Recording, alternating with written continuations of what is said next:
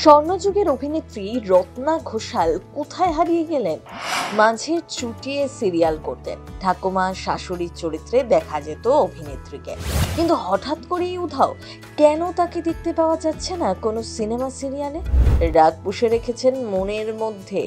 টেলিপাড়ার কি একদম পছন্দ করেন না এই প্রবীণ অভিনেত্রী?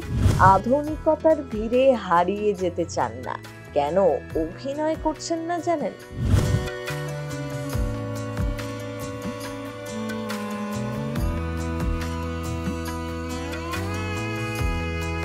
স্বর্ণযুগের অভিনেত্রী, টলিউডের ভীষণ বিখ্যাত। একসময় ছুটিয়ে কাজ করেছেন, উত্তম কুমার, সুচিত্রা সেনের সাথে স্ক্রিন শেয়ার করেছেন। বাঙালির কাছে রত্না ঘোষাল নামটি ভীষণ প্রিয়।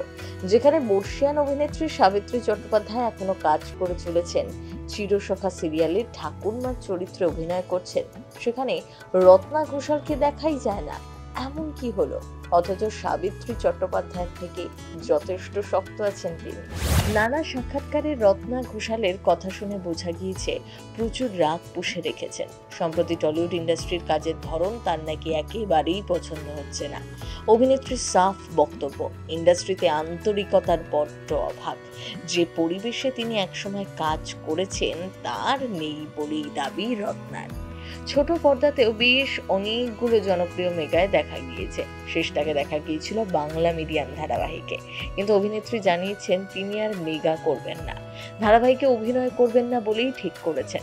এখনকার ধারাবাহিকে কোনো গল্পের ঠিক নেই, না আছে মাথা, না আছে মুন্ডু, এমনটাই বক্তব্য অভিনেত্রীর। এখন সেটে নাকি অনেক সমস্যায় পড়তে হয়। সকাল থেকে শুটিং এ গিয়ে বসে আছেন, অথচ চিত্রনাট্য এসে পৌঁছলো না। মেকআপ রুমে বসে কত আর গল্প করবেন। এক একদিন এমন হতো, সকালবেলা থেকে বসে আছেন, বিকেল গড়িয়ে সন্ধে হয়ে গিয়েছে, তখনও চিত্রনাট্য আসেনি। হতাশ হয়ে গিয়েছেন বর্ষিয়ান অভিনেত্রী। আগে রিহার্সাল করে দৃশ্যে শুটিং করতেন রত্না ঘোষালরা, কিন্তু এখন আর সেরকম কিছুই হয় না। তাতেই বড় আফসোস। হাতে সংলাপের পাতা ধরিয়ে দেওয়া হয় মাত্র।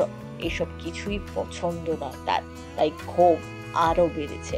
এই সবটা মিলিয়ে মেগা থেকে আপাতত সরে দাঁড়ানোর সিদ্ধান্ত নিয়েছেন অভিনেত্রী। তবে মেগা থেকে সরে গেলেও অভিনয় থেকে নিজেকে সরিয়ে নেননি তিনি। তাই ওটিটিতে কোনো সুযোগ এলে সেই কাজ তিনি করতে চান। তাকে কি ফের দেখা যাবে টেলিভিশনের পর্দায়, তা তো বলবে সময়।